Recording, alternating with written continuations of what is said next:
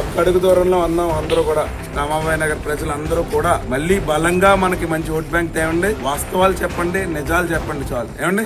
April 9న జరగనున్న Yanam assembly ఎన్నికల సమరం ఈసారి ముక్కోనపు పోరుతో రసవత్తరంగా మారింది. సాధారణంగా ఇద్దరు ఉద్దాండల మధ్య జరిగే పోరు కాస్త కొత్త పార్టీ రాకతో ఉత్కంఠను రేపుతుంది. ప్రజలకు ఇచ్చే ప్రతి మాటను కూడా మనం నిలుపుకోవాల్సిన అవసరం ఎంతైనా కూడా ఉంది. ఈ జనసంద్రహం చూసిన తర్వాత ప్రతి ఒక్కరికి పేరున ధన్యవాదాలు తెలుపుకుంటున్నాను.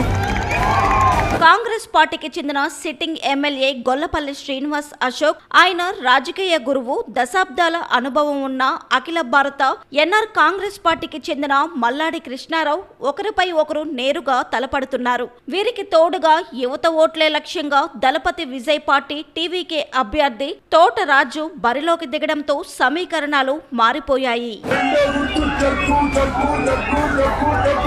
ఒక్క అడుగు దూరంలో ఉన్నాం అందరూ కూడా.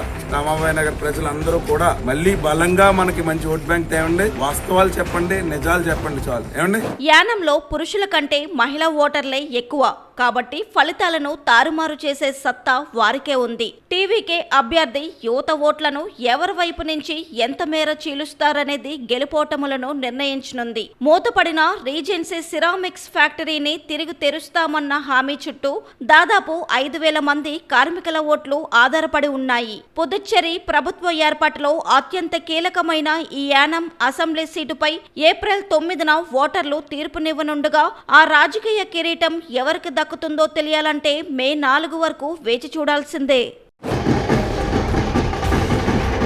ప్రజలకు ఇచ్చే ప్రతి మాటను కూడా మనం నిలుపుకోవాల్సిన అవసరం ఎంతైనా కూడా ఉంది. ఈ జనసంద్రహం చూసిన తర్వాత ప్రతి ఒక్కరికి పేరున ధన్యవాదాలు తెలుపుకుంటున్నాను.